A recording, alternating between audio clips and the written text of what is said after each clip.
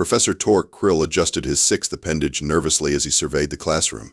15 pairs of ocular organs stared back at him with what he could only interpret as eager anticipation, though with Zentaurian students, it was often hard to tell if they were excited or just digesting their morning nutrient pellets. Welcome, class, to Advanced Xenology 407, Primitive Sentient Species Field Study. Krill's voice modulator chirped with false confidence. This semester we'll be conducting our observational research on the Class 3 developing world known to its inhabitants as Earth. A wave of vibrations rippled through the classroom, the Zentaurian equivalent of murmuring. Student Mipa raised a gelatinous appendage. Professor, isn't Earth classified as a quarantine zone? I read that humans are unpredictable. An exaggeration, Mipa, Krill dismissed with a flicker of his cranial biolights. The Galactic Council merely suggests caution. Earth is perfectly safe when approached with proper scientific methodology. Besides, this course is famous for being an easy credit. From the back row, Glixix, a particularly ambitious exchange student from the methane swamps of Nexter Prime, extended 3 eye stalks. I heard humans communicate primarily through aggressive posturing and only possess 4 appendages. How do they build anything worthwhile? Excellent question. Humans compensate for their physical limitations with what they call determination, a sort of psychological malfunction that prevents them from recognizing the futility of their efforts. Krill projected a 3-dimensional image of a human attempting to open a jar of pickles. See how it continues, despite clearly lacking the necessary strength. Fascinating, if somewhat pitiful. The class made appreciative burbling sounds. Now, Uriao, continued Krill, we'll be observing humans in their natural habitat for exactly 3 Earth rotations, what they call days. Our adaptive camouflage will render us indistinguishable from what humans refer to as tourists. We'll document their primitive social structures, rudimentary technology, and simplistic emotional responses. Student Lorp, whose species evolved in the crushing depths of an ammonia ocean, rippled anxiously. Will we have to interact with them? Minimal interaction only, Krill assured. Remember, we're scientists, not adventurers. We observe, document, and analyze. Nothing about this excursion will challenge your existing worldview or cause lasting psychological damage. How catastrophically wrong he would prove to be. 3 standard cycles later, the Zentaurian educational vessel Enlightened Superiority slipped into Earth orbit, its advanced cloaking technology rendering it invisible to human detection systems, which, as Professor Krill repeatedly reminded his students, were barely more sophisticated than pointed sticks. In the ship's preparation chamber, the 15 students received their final briefing while technicians calibrated their environmental protection suits and humanoid appearance generators. Remember, Krill instructed as a technician adjusted his own human disguise settings. Humans are easily startled, cognitively simple, and believe themselves to be the dominant species in their galaxy despite having barely reached their own moon. Their culture is primitive, their customs irrational, and their emotional responses extreme. Student Vielu, a floating collective of photosynthetic microorganisms housed in a containment field, pulsed with golden light. Will we see their war rituals? I've studied human history. They seem to enjoy killing each other with surprising creativity. Unlikely, Krill replied. Most human aggression is now channeled into what they call customer service interactions and social media. Besides, we're landing in a rural region first to ease you into human society. The probability of encountering danger is statistically negligible. As the landing craft descended through Earth's atmosphere, Student Nix, a crystalline entity who communicated through precise molecular vibrations, formed a query. Professor, if humans are so primitive, why does the Galactic Council maintain the non-interference directive regarding Earth? Professor Krill's ocular membranes flickered dismissively. Political correctness, nothing more. The Council maintains similar directives for thousands of developing worlds. Earth is nothing special, just another species fumbling their way toward proper enlightenment. Probably several millennia behind us. This field trip will be as uneventful as cataloging moss spores on Rigel VA. The landing craft touched down in a wooded area outside what human maps identified as Millerville, The USAA settlement chosen specifically for its statistical averageness and complete lack of distinguishing features. Activate your human appearance generators, Krill instructed, his form shimmering and resolving into what the ship's computer had assured him was an inconspicuous human male with appropriate regional characteristics. Remember your training and observation protocols. Nothing about this experience will forever alter your understanding of the universe or require extensive therapy upon our return. In unison, 15 students activated their disguises, transforming into an assortment of human forms. Little did they know that their carefully researched average appearances based on educational databases last updated 300 Earth years ago made them look like a troupe of confused historical reenactors. As the landing craft's door hissed open, revealing the verdant landscape of planet Earth, Professor Krill gave what he believed would be his final words of caution before an enlightening but thoroughly predictable educational experience. Stay together, observe quietly, and remember these are simple creatures with limited capacity for surprise. How spectacularly wrong he was about to discover himself to be. The disguised aliens ventured cautiously from their concealed craft into what Professor Krill identified as a primitive agricultural settlement, surrounded by neatly organized plant cultivation areas. The air was filled with molecules their sensors identified as oxygen with traces of manure and freshly cut grass. Note the inefficient use of space, Krill whispered to his students as they walked along a dirt path. Humans insist on maintaining excessive distances between dwellings despite their planet's limited habitable surface area. Student Mipa, whose humanoid disguise featured an unfortunately disproportionate head-to-body ratio, stumbled over unfamiliar bipedal locomotion. Professor, my research indicated that humans live in vertical hive structures called apartment buildings and condominiums. Those are urban variants, Krill explained dismissively. These rural specimens maintain archaic lifestyle patterns, likely due to cognitive limitations, and he stopped abruptly as a rumbling sound approached. A dust-covered vehicle with oversized wheels decelerated beside them. The transparent front panel lowered, revealing a pink-faced human with facial hair distribution patterns that defied the xenology textbook descriptions. Why all look like you're a long way from the Renaissance fair? The human called out, displaying its teeth in what Krill recognized as either a threat display or a social greeting. You folks need directions or something? Professor Krill froze momentarily before his extensive training kicked in. Greetings, typical Earth human. We are ordinary tourists observing your quaint rural settlement patterns. The human's face creased in what the professor's emotion recognition software identified as amused confusion. Well, ain't that something? Name's Frank Wilson. You all look like you could use some lemonade. My farm's just up the road. Student Glicks vibrated subtly, a sign of distress in their native form. The human is inviting us to its dwelling. Isn't this a typical predatory luring behavior? Unlikely, Krill whispered. Our research indicates humans rarely consume other sentients nowadays. Before Krill could properly assess the situation, the human named Frank had already turned his vehicle around. Follow me. The wife just made her prize-winning apple pie, too. 20 Earth minutes later, the entire class sat awkwardly around an expansive wooden eating surface in the human dwelling, facing plates of what their sensors identified as baked goods containing alarming levels of sucrose and glasses of yellow liquid. Mrs. Wilson, a human female with artificial hair coloration, smiled warmly. Why all must be from that theater group passing through. Love your costumes. So authentic. Professor Krill nodded stiffly. Yes, we are authentic humans who enjoy theatrical representations of historical periods. This is normal. Frank Wilson laughed heartily, causing several students to flinch. You folks really stay in character. That's dedication to your craft. Student Lorp, whose human disguise unfortunately featured slightly blue-tinged skin, cautiously lifted the lemonade to their appearance generator's simulated mouth, but attempting to mimic consumption while activating their suit's sampling mechanism. Mrs. Wilson suddenly clapped her hands together, causing the entire alien delegation to jolt in synchronized alarm. Oh, you must meet our grandson Tommy.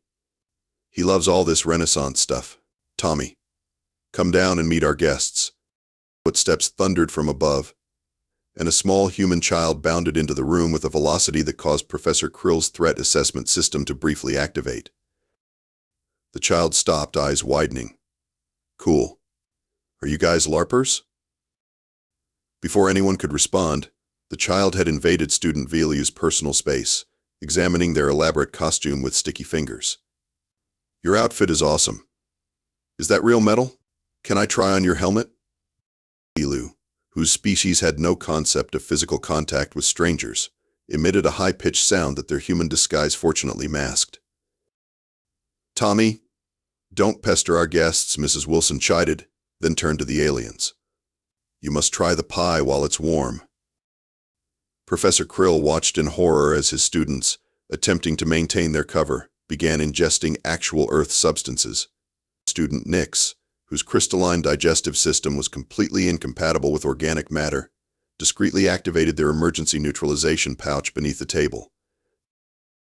"This is most unexpected," Krill whispered to his teaching assistant, Student Zorix. "The humans are displaying cooperative rather than competitive behavior toward strangers. This contradicts Chapter 12 of Understanding Primitive Species, why they'll never join the galactic community." "Perhaps it's a cultural anomaly," Zorix suggested.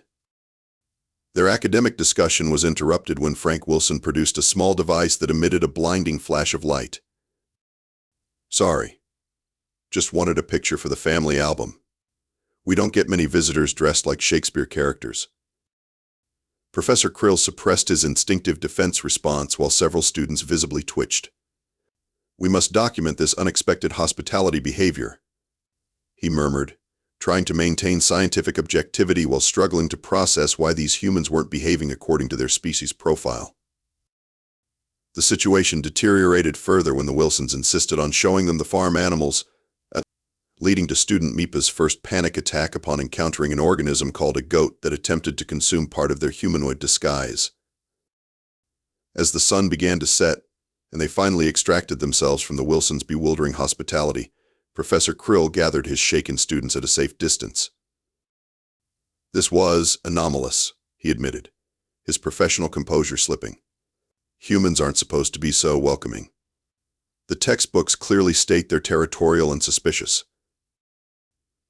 Student Glix ventured, still trembling slightly, "What if the textbooks are wrong?"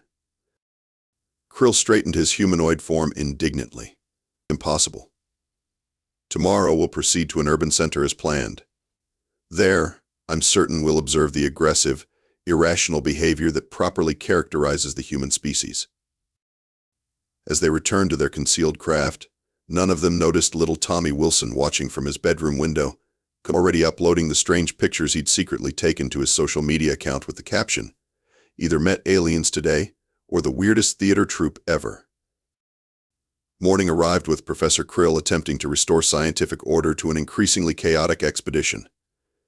Several students had experienced disturbing sleep cycles filled with images of the goat creature, while others reported unusual digestive responses to Mrs. Wilson's apple pie. Today, Krill announced with forced confidence, we will observe humans in their urban habitat.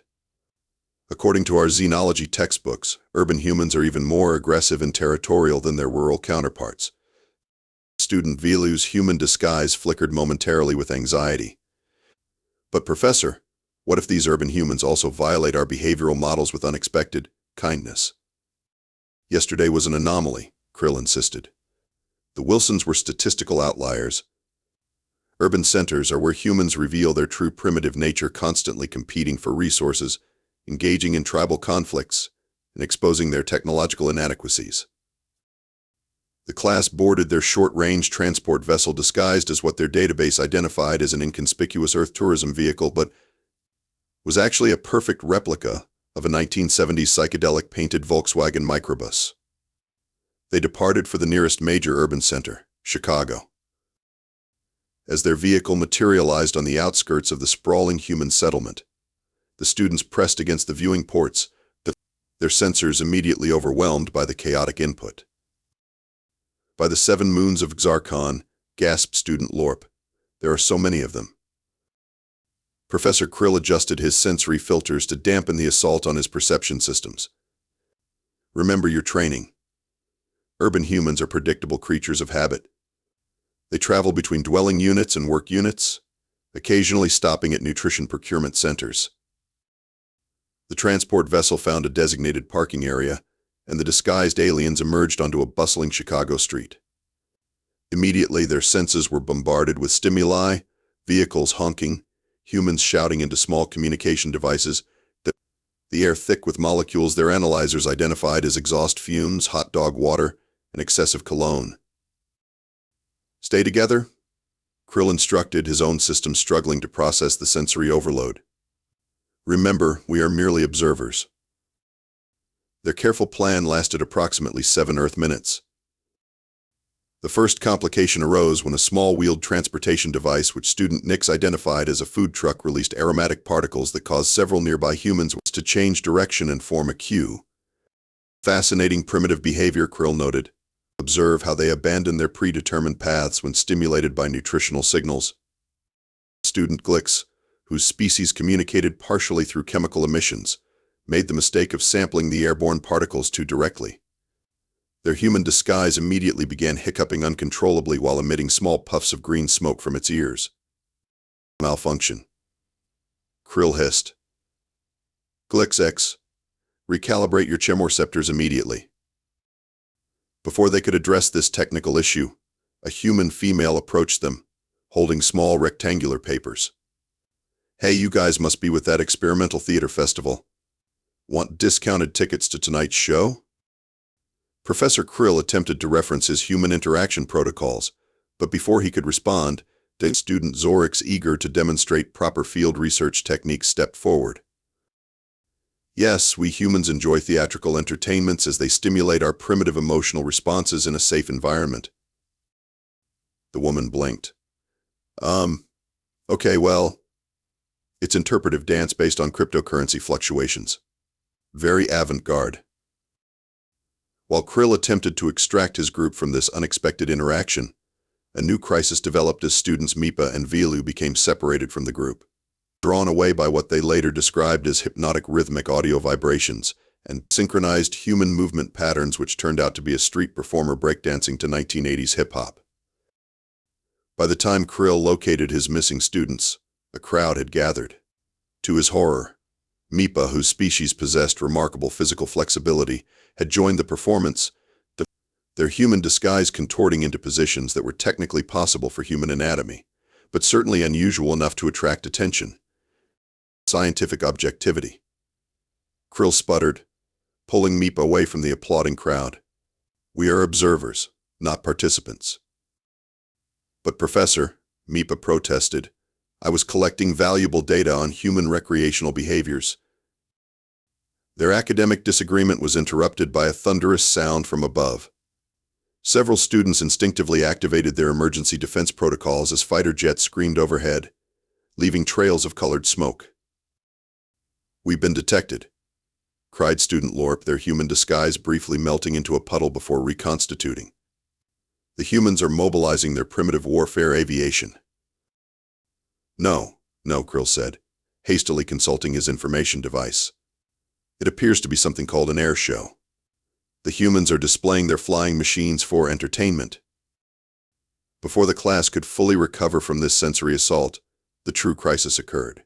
Student Glix, still struggling with their malfunctioning chemoreceptors, they inadvertently wandered into a human establishment called Dave's Double Dare Hot Sauce Emporium Chili Challenge. The establishment's proprietor, a large human with facial hair that violated several principles of symmetry, immediately identified Glix as a potential participant in what he called the Apocalypse Now Challenge. Hey Shakespeare, you look like someone who can handle some heat. Try our new sauce made with Carolina Reapers and ghost peppers.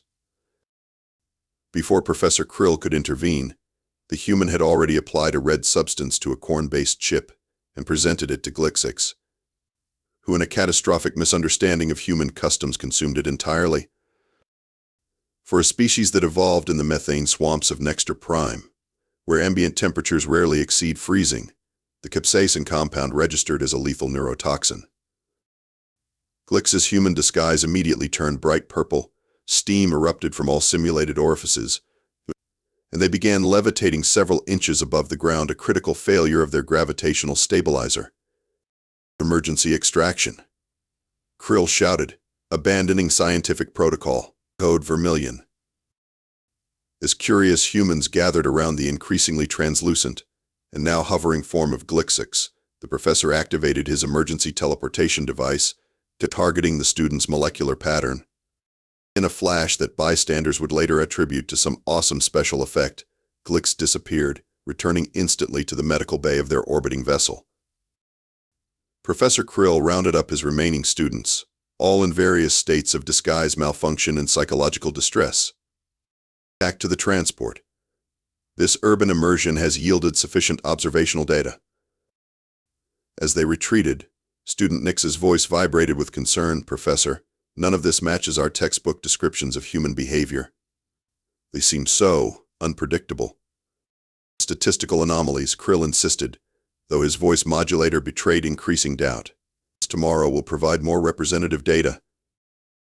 None of them could have predicted just how catastrophically wrong that statement would prove to be. Morning arrived with student Glix stabilized but confined to the medical bay of their orbiting vessel. Professor Krill faced his remaining students, attempting to maintain academic authority, despite mounting evidence that their xenology textbooks might be inconceivably outdated. Today, he announced, we will focus on human resilience factors. Our curriculum indicates that despite their technological limitations, humans display unusual persistence when faced with adversity. Student Vilu's holographic disguise flickered with skepticism. Professor, after yesterday's events, perhaps we should reconsider our approach? The humans seem far more complex than our textbooks suggest. Nonsense, Krill replied, adjusting his appearance generator to present a more authoritative human form. Two anomalous experiences don't invalidate centuries of xenological research. Today, we will maintain strict observational protocols.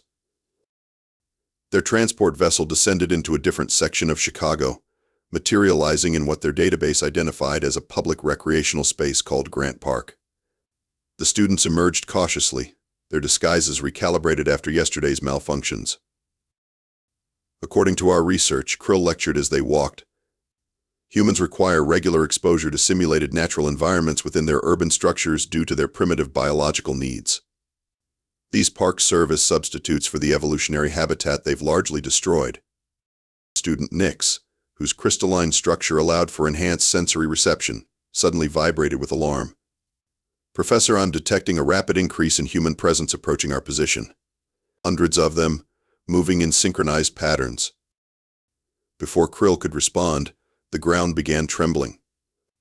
Around the corner appeared a mass of humans, their lower appendages striking the ground in rhythmic unison, their upper bodies glistening with secreted cooling fluids. It's an attack formation, gasped Student Lorp, activating their emergency camouflage subroutine. No, corrected Student Mipa, referencing their information device. It's something called a marathon. The humans are engaging in voluntary physical exertion for recreation? The class watched in bewilderment as hundreds of humans purposefully exhausted themselves, but many displaying expressions their emotion recognition software identified as pain while simultaneously performing the human gesture of smiling. This contradicts Chapter 7 of Logical Species Behavior, Professor Krill muttered, frantically recording observations. Why would an allegedly intelligent species deliberately induce physical stress for non-reproductive, non-survival purposes? Their confusion deepened when they observed humans at designated stations voluntarily pouring liquid over their temperature regulation systems and consuming small packets of concentrated sucrose. Perhaps it's a religious ritual? Suggested Student Zorix. A form of communal suffering to appease their deities? Their academic speculations were interrupted when a marathon participant suddenly collapsed mere meters from their observation position. The human lay motionless, its biological functions apparently failing.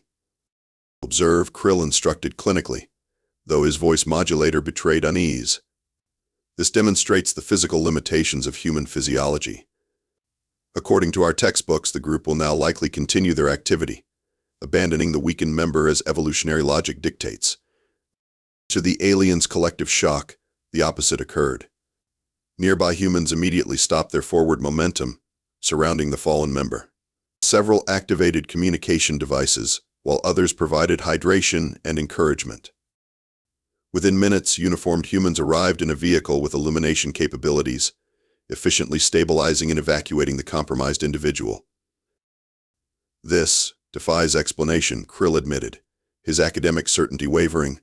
Competitive species don't typically expend resources on weakened members during non-essential activities. The class followed the humans to what their database identified as a medical treatment facility. There, they witnessed further confounding behavior as humans in various states of health waited patiently while those with more severe biological malfunctions received priority attention.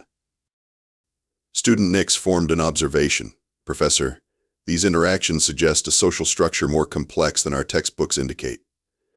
The humans appear to value mutual survival above individual advancement. A statistical outlier, Krill insisted, likely limited to this regional population. Their next observation point proved even more disruptive to their understanding. At a construction site, the class watched humans deliberately placing themselves in precarious positions atop partially completed structures, secured by seemingly inadequate safety measures. Extraordinary risk-taking behavior, noted Krill, likely related to their limited lifespan and underdeveloped frontal cortex functions. As if to confirm his assessment, a sudden mechanical failure caused a human to slip from an elevated position. The class's sensory instruments recorded the exact moment when the safety device, a simple rope and harness combination, arrested the human's fall with a force that should have caused significant biological damage. To their astonishment, the rescued human, after a brief recovery period, climbed back to its previous position and resumed work. Impossible, whispered Student Lorp. The impact forces should have caused internal hemorrhaging at minimum. Perhaps their structural composition includes reinforcement elements not detected by our scanners? Suggested Student Vilu. Professor Krill struggled to maintain his scientific composure. It appears human physiology may be more adaptable than previously documented. The final observation of the day occurred during their return to the transport vessel. The small human dwelling had erupted in thermal runaway, what humans called fire. The class watched from a safe distance as specialized humans deliberately entered the hazardous environment. Fascinating, Krill noted mechanically, his worldview crumbling. These humans are sacrificing their biological well-being for the preservation of structural materials and possessions. Professor Mipa corrected quietly. They're rescuing another human, an elderly female who was trapped inside. Indeed, the class watched as the emergency humans emerged from the conflagration carrying a smaller, older human, applying respiratory assistance and emotional support simultaneously. As they boarded their transport vessel, an uncomfortable silence pervaded the group. Finally, Student Zorix articulated what many were thinking. Professor, what if everything we've been taught about humans is incorrect? Krill's appendages trembled slightly beneath his human disguise. That's academically impossible.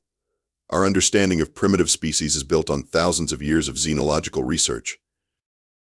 But Professor, persisted Student Nix, we've observed humans deliberately endangering themselves for others, displaying complex social cooperation, and exhibiting physical resilience that defies our biological models.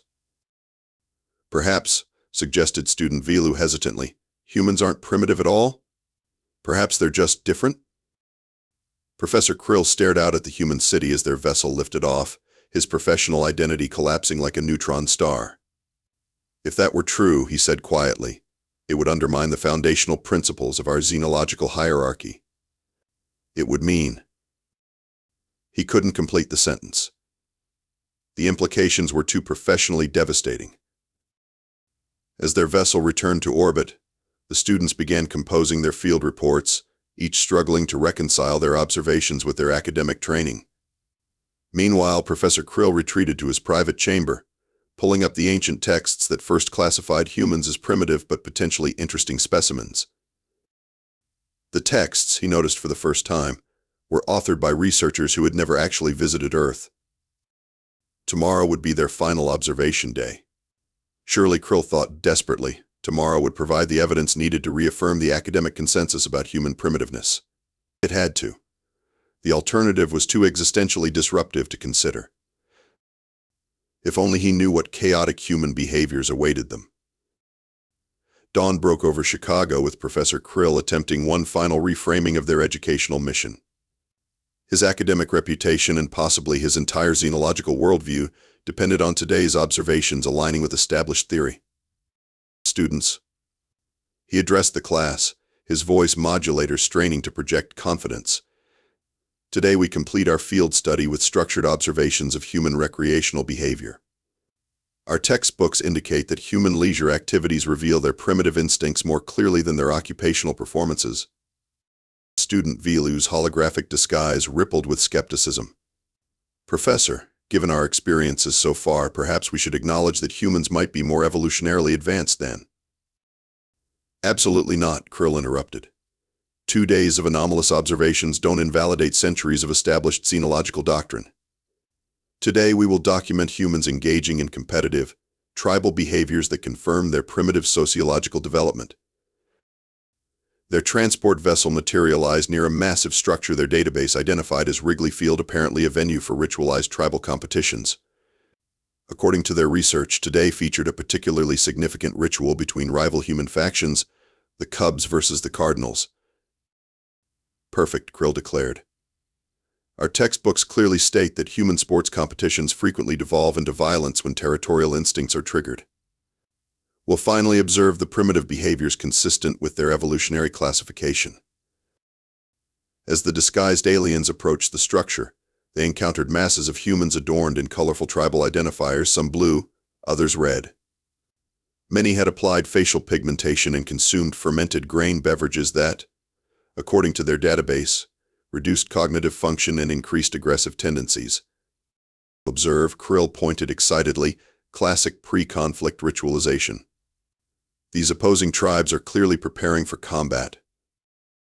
The class watched as opposing tribe members encountered each other, but instead of the expected hostilities, the humans engaged in what appeared to be ritualized verbal exchanges about statistical probabilities and past performances, occasionally punctuated by laughter.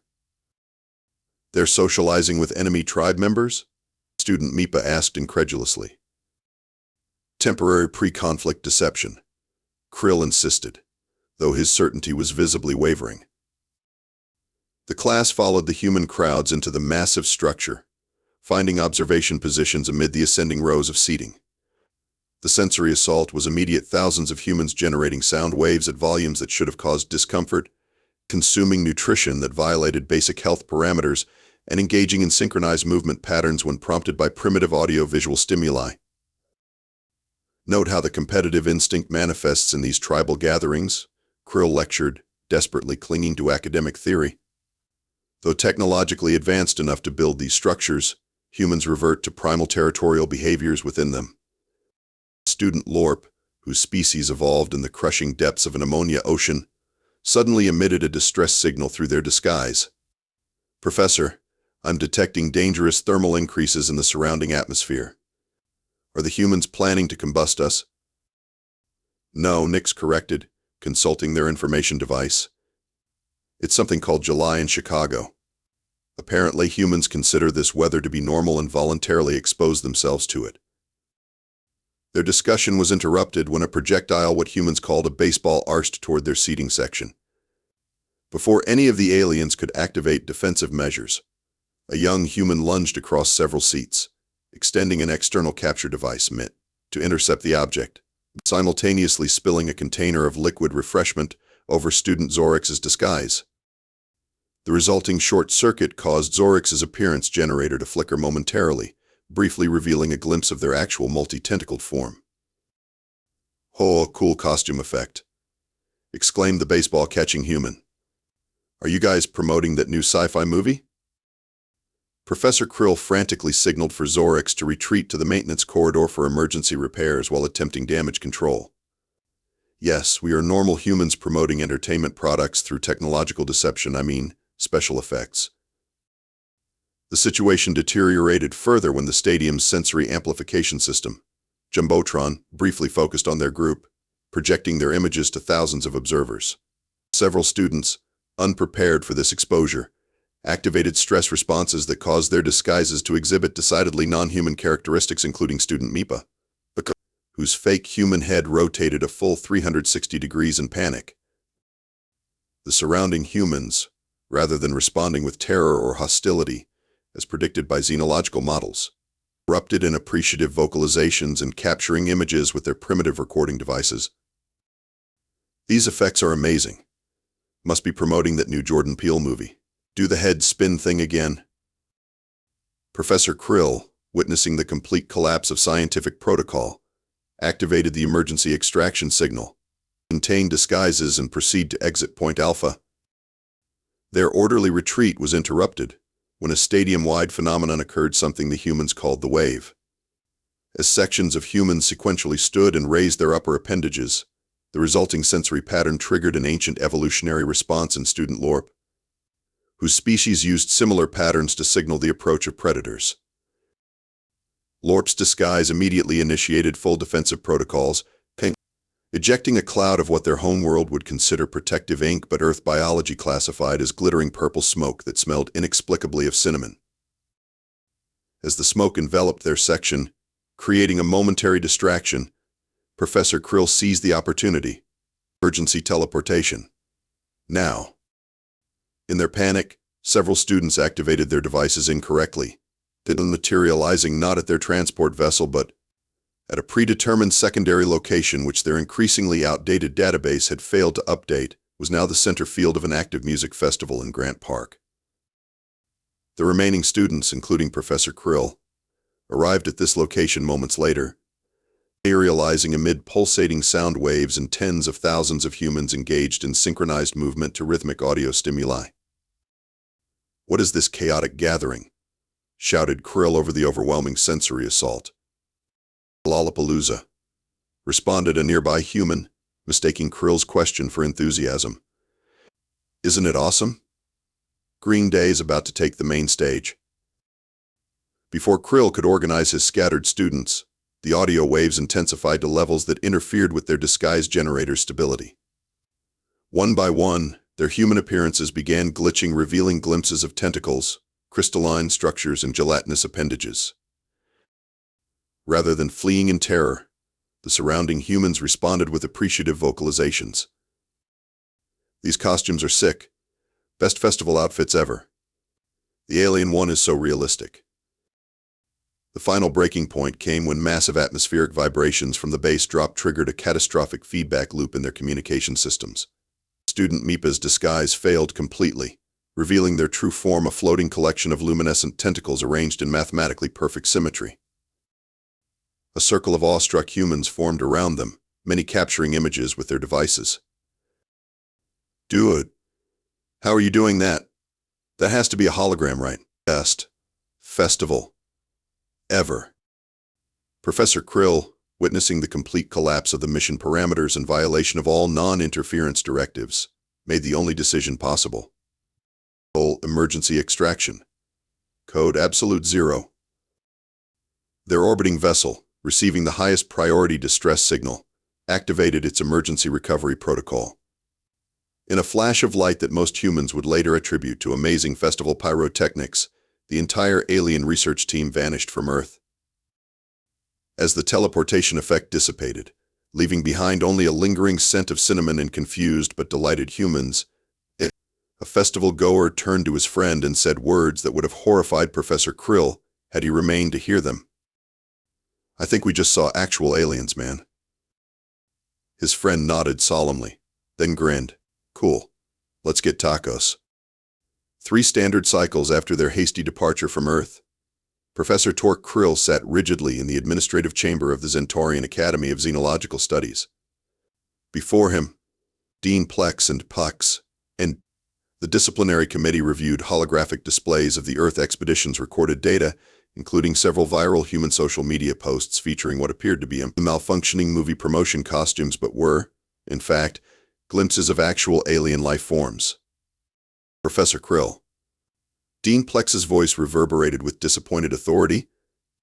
Would you care to explain how a routine educational field trip resulted in 17 distinct violations of the non-interference directive? In the complete psychological breakdown of 3 students, and the most significant containment breach in the Academy's 900-year history? Krill's epidermis flickered between pale blue anxiety and the deep purple of professional shame. With all due respect, Dean Plex, I believe my preliminary report outlined the cascade of unfortunate events that— Unfortunate events? Interrupted Sub-Dean Vril, her crystalline appendages clacking against the chamber's polished surface.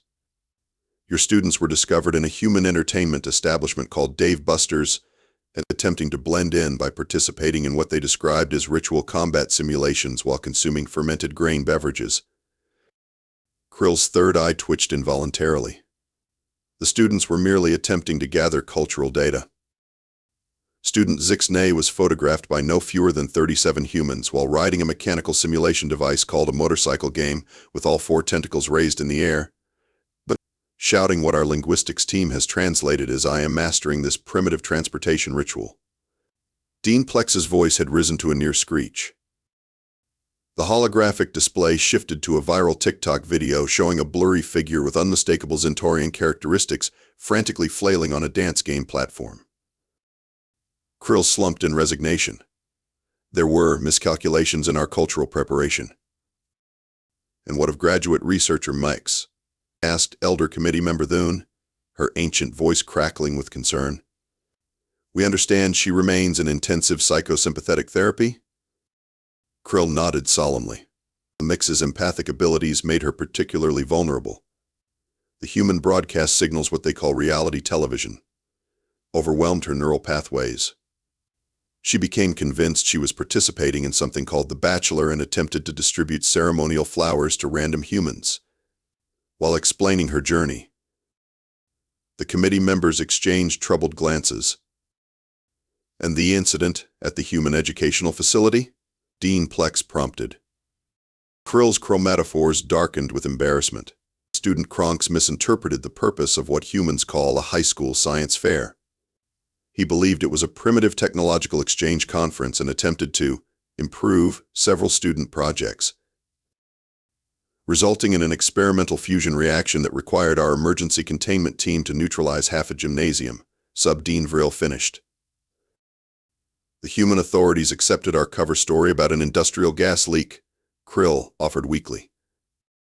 Dean Plex's eye stalks drooped in exasperation. "Professor Krill, in light of these events, this committee has no choice but to—" The chamber doors suddenly parted with a pneumatic hiss, admitting a flustered administrative aide who rushed to Dean Plex's side and whispered urgently into what passed for an ear. Dean Plex's epidermis flashed with alarm. "It appears, Professor, that our problems extend beyond your expedition's failures. The Academy's quantum servers have detected an unprecedented surge in human internet searches regarding real aliens coinciding with your return. One of your students appears to have left something behind." Krill felt a cold dread wash over him. What was left behind? The holographic display shifted to show a human social media account with billions of views. The post featured a crystal data rod partially disassembled by curious humans, its inner workings exposed. The translated caption read, "Weird tech found near Area 51. Not of this world. Aliens proof viral." "That's," Krill stammered, "that's student Blyrix's personal entertainment device. It contains—" "Oh no." "What does it contain, Professor?" Dean Plex demanded. "The complete 7-season arc of Keeping Up with the Kardashians that Blyrix was analyzing for cultural research," Krill whispered. "Along with Blyrix's personal video diary detailing our entire expedition." A heavy silence fell over the chamber. "Well," Dean Plex finally said, "at least we can be grateful for one thing." "What's that?" Krill asked hopefully. "Human society is so saturated with fictional alien depictions that even when presented with actual evidence, they remain skeptical," Dean Plex sighed. "The containment team reports that humans are already dismissing the footage as an elaborate marketing campaign for something called Stranger Things, Season 12. Krill's relief was short-lived as Dean Plex continued, "However, Professor, your teaching duties are suspended indefinitely." You will instead be leading our newly established mandatory student course, Primitive Social Media Awareness and Digital Security Protocols. As the committee adjourned, Professor Krill could only wonder if the humans who had interacted with his students would ever realize the truth, or if they, too, required intensive therapy after encountering beings from beyond their understanding.